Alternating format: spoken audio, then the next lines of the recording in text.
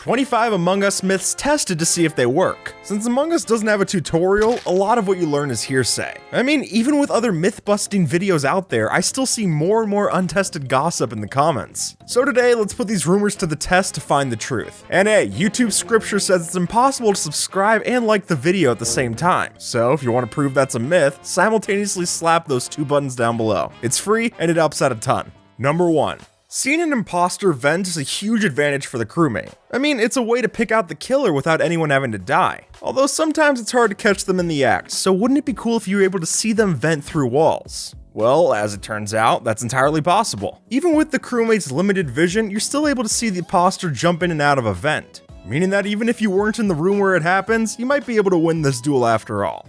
Number 2. The seconds before a crewmate reports the body can be really tense. Now obviously, as the silent killer, you don't want that kind of situation, and you want to prevent them from reporting. So a theory I've seen floated around is that you can't report a body while the door is closed. And as you can see right here, that's entirely correct. And really, it makes sense. If you're inside of a locked room, you're not exactly making it over to the cafeteria. So if you as the imposter are trying to cut down on reporting, then locking the door behind you might be a solid way.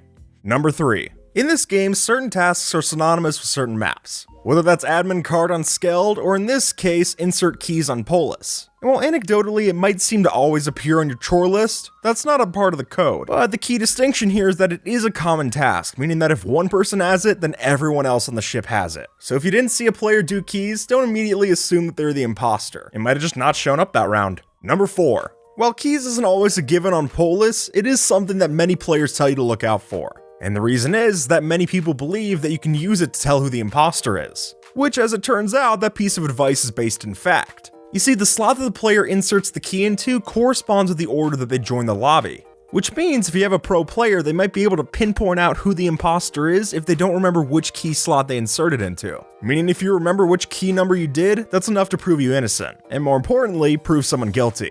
Number 5. As a crewmate, one of your top goals is to find out who the imposter is before any bodies hit the floor. So that's why people are starting to look into the potential of identifying the imposter based off heartbeat alone. And while I admit that sounds great, it's not exactly proven. The info's all over the place. As far as we can conclude, the heartbeats seem to be randomized, and there's not a lot of info out there anyways, so that's the safest to assume. And until we know more about heartbeat patterns, it's definitely safer to use vitals to catch self-reports instead. Number 6. Among Us is a game chock full of little visual details, so I can understand why some people would be extra vigilant to look out for these. But sometimes it's just barking up the wrong tree. For example, one idea that's floated around is that the tube lights and shields will pulse faster when the power is diverted there. But as you can plainly see when we put the comparison up, there's no noticeable difference. This one's confirmed false, but I can't say it wouldn't be cool if it was added in. Number 7. Visual tasks are a dead giveaway for the imposter. So that's why some lobbies now will turn off that feature, because it makes things too easy. But that said, is it still possible to prove someone innocent through a medbay scan?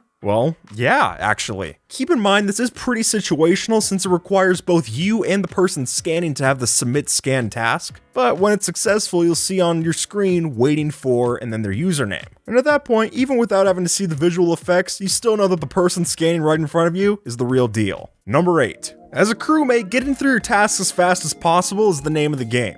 So anytime that you're able to shave off any extra seconds, it's a huge help. So that's gotta be why there's a story for speedrunning through the shield task on Skeld. The idea is that instead of doing one at a time, you might actually be able to get multiple of these done at once. And as you can see, if we line up our mouse just right, that's entirely true. Which I've gotta say is pretty cool, and it's definitely a myth I'm turning into a reality in future games.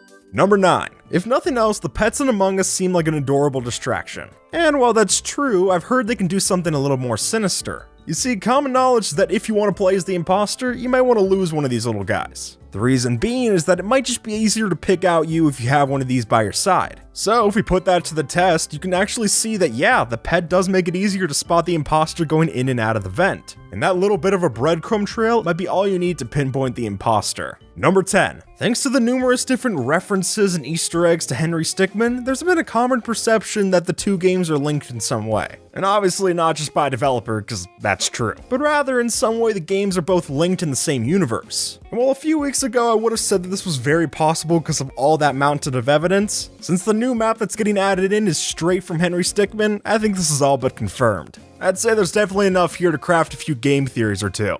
Number 11. When you're an imposter, sabotaging is one of your main tools. It's understandable that when you see someone go over to fix lights, you're already agitated, because it means you gotta wait for another cooldown. So wouldn't it be nice if you could sabotage them fixing your sabotage? Well, as it turns out, this myth tactic is actually possible. You see, if you as the imposter pull up the panel, you're able to switch off the switches that they're turning on, and by that, delay the process. The one thing to note is that this is an extremely risky move if you're the only player on the panel. And if they find out that you were the one flicking on and off the switches, then you're pretty much guaranteeing to trip off the ship. Number 12. Despite a handful of players' best wishes, there's no way for imposter chat in the game. So if you're playing in a 2-imposter lobby and the other person is on the other side of the map, there's really no way to tell what they're doing. That is, unless you look at the kill button. You see, some people say that if you watch the kill button while your teammate gets a kill, you'll actually notice that there's some visual change. And sure enough, if we have our teammate kill, you can see that that button does in fact flicker. So if you manage to see this brief disruption, you might just be able to catch what your imposter teammate's doing. Number 13.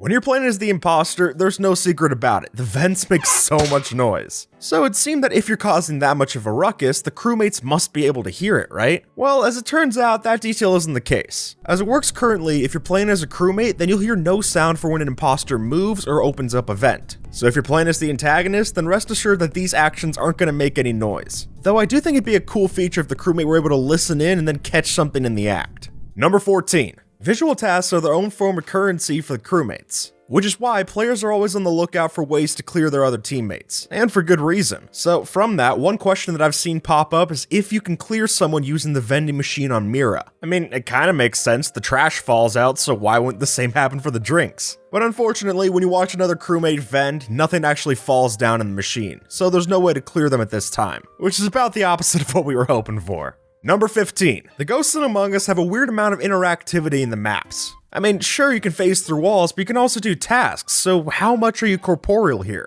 Well, as it turns out, it is actually true that if you play as a ghost on Mira, you're able to trigger the sliding glass doors. Which is kinda cool, but if you really want to take this to the next level, then you could devise some kind of code system where the ghost goes through however many times through the door and tells you which number of players the killer. And it also gives the ghost that much needed something to do when you're dead. Number 16. While crewmates can't see ghosts, there is a bit of a rumor that there is a way to tell if a ghost is nearby.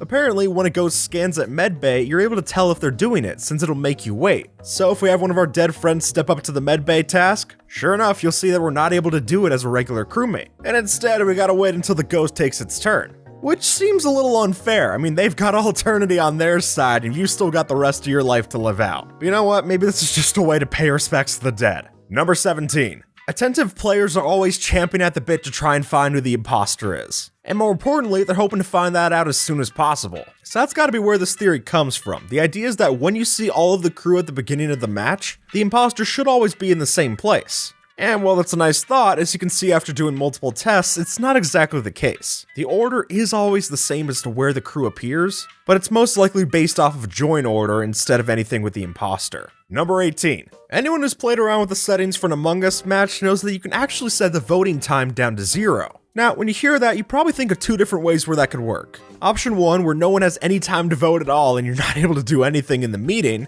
or option number 2, which is that the players now have infinite time to make sure that every vote is cast. If we set the voting time down to 0, then enter into emergency meeting, sure enough, it is actually infinite until all votes are placed in. Although if this is the solution, I'd still say it works best if we had an infinity sign there instead.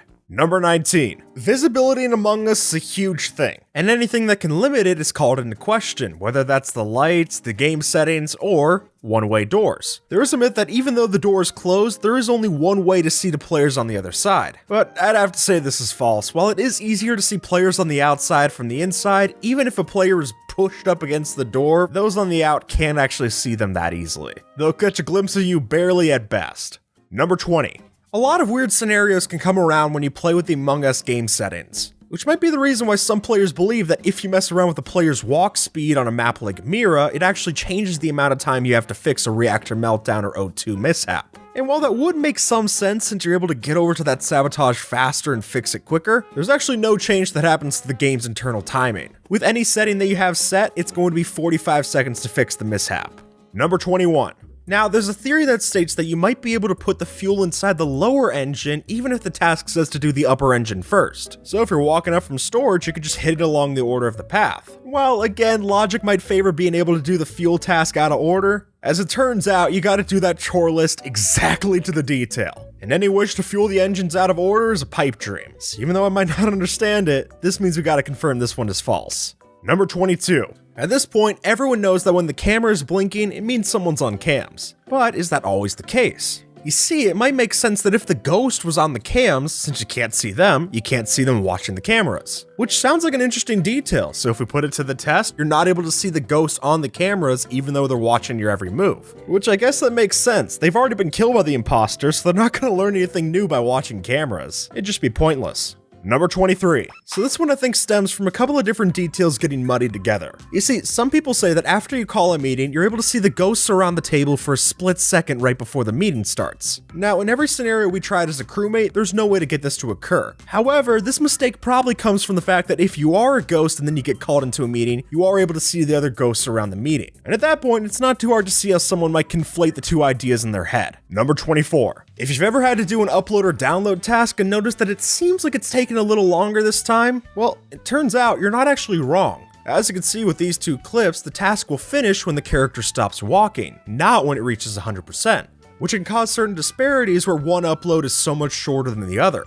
So, much like anything on a computer, you can't trust when it actually says 100%, but rather when you see the confirmation box pop up. Number 25. When you use this vent in the bathroom on Polis, it is possible for other players to see your name above the top, which obviously, if you're playing as the imposter, isn't ideal. So what if there was a way to glitch through and not actually have that name show? So to put that theory to the test, we can actually see that if you go a little lower from the vent's actual location and then start the animation, you can glitch the action where they're not actually able to see your name pop up above this particular wall. And it might be particularly helpful if you got a vent in a bind. And with that, folks, bust that red sub button below and have a good one. All right.